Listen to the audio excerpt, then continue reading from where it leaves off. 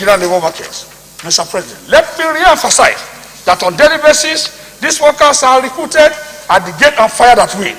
In spite of the fact that these workers continue to generate enormous profit for the various establishments they work for, they remain classified as casuals and subjected to deplorable and inhuman working conditions. Apart from the fact that these categories of workers are working under state of uncertainties, casualization also reveals a brutal work growth process similar to slave labor.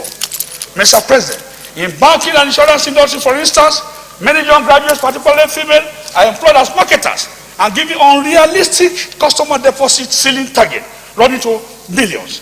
They are hired and fired at will when such unrealistic targets are not met.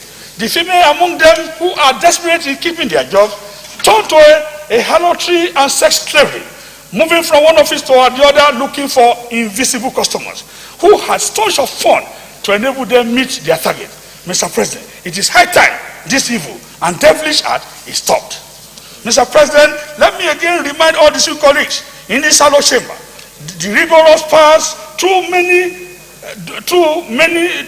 graduates of Nigerian tertiary institutions, that many of them spend over 5 to 6 years for a 4-year HND BSc degree program. And after all, the sacrifices put into education for a minimum period of 25 years at the forward of this institution before graduation. Nigerian graduates, when under normal conditions, are to be employed as skilled workers on permanent basis and be breadwinners for their families, are afterwards subjected to casual work on temporary basis without benefit to sustain their standard of living.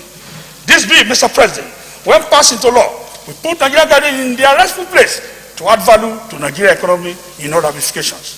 Mr. President, Nigerian graduates employed as casual workers face precarious conditions in the workplace and society today, and are effectively classified as new set of slaves and underclass in Nigeria.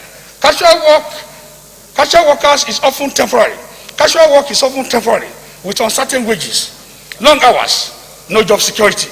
It is disheartening that Nigerian graduate workers are under pressure from corporate practices that seek to undercut their hard-fought victories at the bargaining table and replace with good job, i.e., jobs with benefit, training, and security, with various forms of insecure and low-paid contract. Short-term and temporary job is said to be addressed by the passage of this bill. Mr. President, structure and outline of the bill. This bill consists of 8 clauses and schedule containing 2 supplemental provisions as follows. Clause 1 deals with provision of casualization. Clause 2 deals with confirmation of full employment. Clause 3 deals with application. Clause 4 deals with offenses. Clause 5 deals with penalties. Clause 6 deals with regulations. Clause 7 deals with interpretation. And Clause 7 deals with citation. Schedule 1, agriculture and other seasonal employment. Object to the bill, Mr. President. This bill seeks to 1, prohibit capacity of employment in both private and public sector of the Nigerian economy. 2, protect vulnerable workers against unfair labor practices by way of casualization. C, impose a legal duty on employers of labor, both in public and private sector of the Nigerian economy, to convert sexual employment to permanent status after 3 months of engagement on passage of this bill to law. D, criminalize casualization of employment where it is contrary to the provisions of this bill and punish same accordingly. Vest powers on the minister to make regulation for giving full effect to the provision of this bill. Further justification, position of the body. Mr. President, distinguished colleague, prohibiting casualization is necessary to save vulnerable Nigerians from the evil of involuntary servitude. The deplorable conditions under which these workers are subjected to in their workplace leaves much to be desired. More worrisome in the fact that, like on an evil growth, casualization of workers is spreading its tentacles to all sectors of the Nigerian economy. Workers have continued to pay the price. On daily basis, they are recruited. Their labor maximally utilized and fired at the discretion of the business operators, with no indefeasible and effective legal option available to redress it.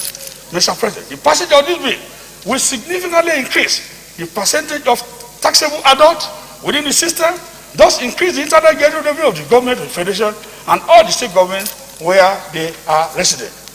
Mr. President, it is just inexplicable to have some of our citizens being captured under this devilish and wicked system of employment. And you see them working for years without any future for them where they have been so employed.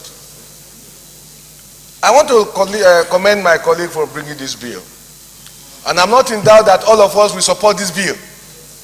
It is just inexplicable, especially, Mr. President, in the banking industry in Nigeria, where you see girls who are educated, intelligent, they are perpetually put under casualization, and they push them to the elites for immorality so that they could be made to cover money for them. It is worse in the banking industry, Mr. President. And I want to say, Mr. President, that you will make history along with all of us if we insist that this system is devilish and it must not be allowed to stand any longer in Nigeria. You see young, educated girls who have been pushed into throwing men just for them to be able to get some money they call deposit by all systems, including some of the men. There are men who are into so many things because they have been under casualization. In the oil industry, it's the same story, Mr. President. These are very rich sector of the country, of the economy. That you cannot tell me why they should have